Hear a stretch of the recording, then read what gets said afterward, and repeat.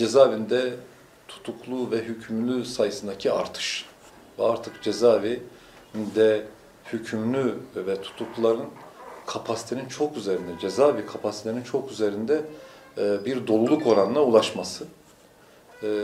Batman cezaevi üzerinden bahsedersek, evet, Batman cezaevi şu an kapasitesinin çok üzerinde tutuklu ve hükümlü mahkumun bulunduğu bir cezaevi. Türkiye'nin pek çok cezaevlerinde de bu sıkıntı var.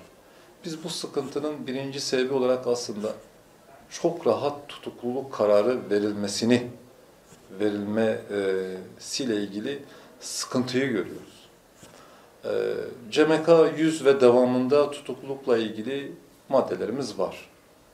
Ceza Muhakemeleri Kanunu 100 ve devamı maddelerinde tutuklamayı bir istisnai tedbir olarak öngörüyor ve hakimlere de bu mesajı veriyor. Mümkün mertebe tutuklamayın diyor. Ama ne yazık ki uygulamada hakimlerimiz tutuklanmayı bir istisna görmekten ziyade tutuksuz yargılanmayı bir istisna olarak görüyorlar ve çok rahat tutukluluk kararı verebiliyorlar.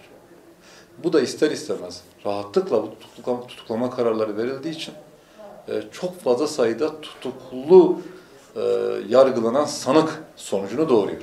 Ve bunlar da cezaevlerinde ciddi bir oran tutuyorlar.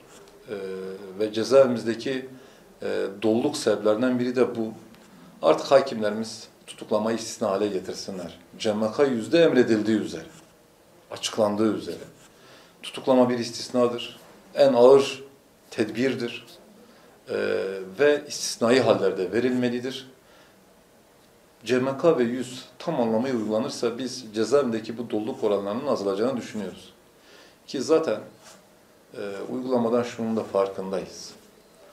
Ceza miktarlarının artırılması suçu engellemede, önlemede caydırıcı bir argüman olarak işlev görmüyor. Nitekim hırsızlık suçunun cezası arttı, uyuşturucu madde ticaretinin cezası arttı gibi. Ama uygulamaya baktığımızda, gerçeğe baktığımızda, toplumlarımıza baktığımızda bu hırsızlık suçlarında ve uyuşturucu ticareti suçlarında biz azalmanın olmadığını görüyoruz. Bunun çok farklı sebepleri var. Bu konuda sosyal araştırmacılar, sosyologlar bir araştırma yapabilirler. Ama şunu fark ettik ki ceza miktarını artırmanız suçu azaltmıyor.